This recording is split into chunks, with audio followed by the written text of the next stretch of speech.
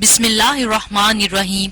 शुरू अल्लाह के बाबरकत नाम से जिसके कब्जे में हमारी जान है। नमाज के बाद अस्तगफिरुल्लाह क्यों पढ़ा जाता है? नमाज के बाद अस्तगफिरुल्लाह अस्तगफिरुल्लाह पढ़ने का बार बार क्यों कहा जाता है? नाज़रीन मोहतरम, नमाज के बाद अस्तगफिरुल्लाह क्यों पढ़ा जाता है, इसकी तफसील आपके साथ आज की वीडियो में हम शेयर करेंगे।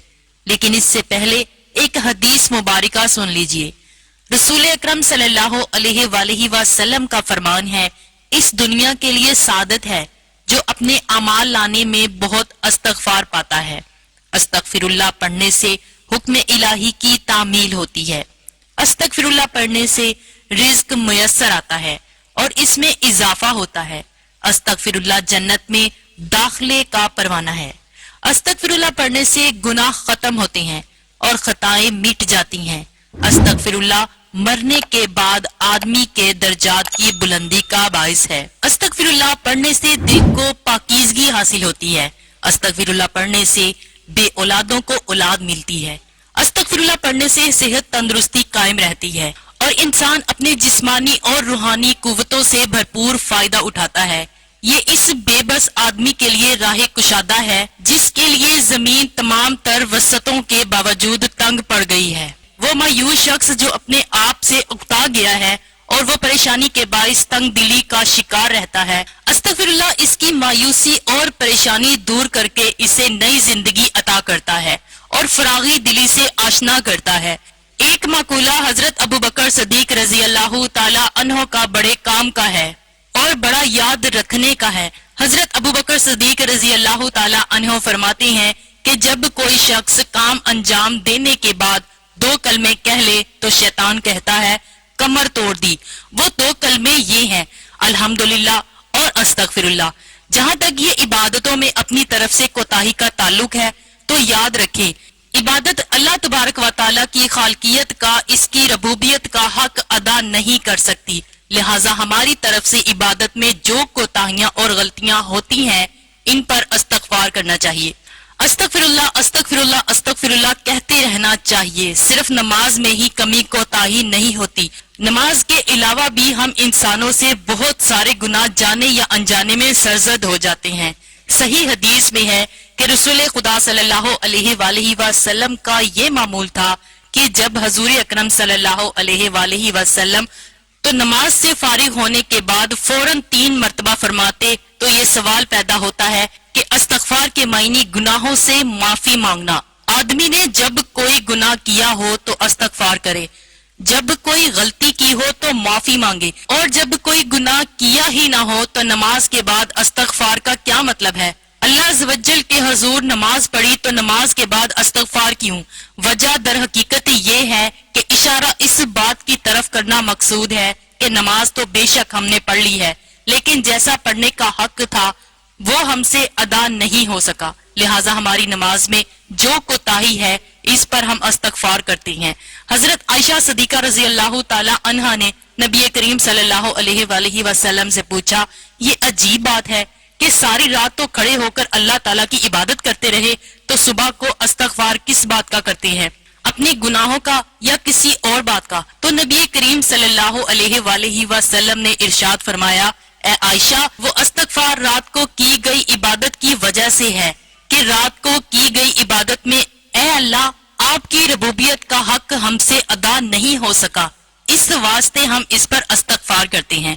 कुरान करीम में अल्लाह ताला नेक बंदों की तारीफ करते हुए फरमाते हैं, ये वो लोग हैं जो रात में बहुत कम सोते हैं, यानी रात के वक्त अल्लाह ताला के दरबार में खड़े होते हैं, इबादत कर रहे होते हैं, अल्लाह ताला के हुजूर में नमाज पढ़ रहे होते हैं।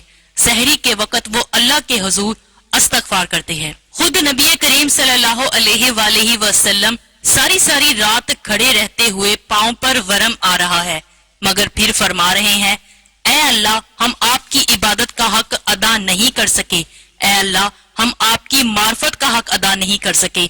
जब नबी करीम सल्लल्लाहु अलैहि वसल्लम इबादत का हक अदा नहीं कर सके तो हम और आप किस तरह अदा कर लेंगे?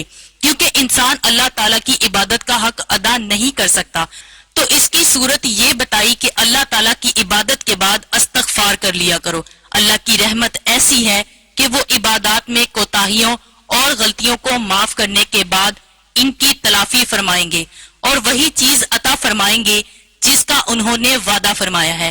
حضرت انس رضی اللہ تعالی عنہ سے مروی ہے کہ نبی کریم صلی اللہ علیہ وآلہ وسلم نے فرمایا، نگرانی کرنے والے دو فرشتے یعنی اعمال لکھنے والے اللہ تعالیٰ کی بارگاہ میں کسی بھی روز کسی کا اعمال نامہ پیش کرتے ہیں اور اس کے اول آخر میں استغفار ہوتا ہے تو اللہ تعالیٰ فرماتا ہے کہ میں نے اپنے بندے کا وہ سب کچھ معاف کر دیا جو اس اعمال نامے کے اول و آخر کے درمیان ہے۔ شیطان کا حربہ عبادات کے بارے میں دو ہی قسم کا ہوتا ہے۔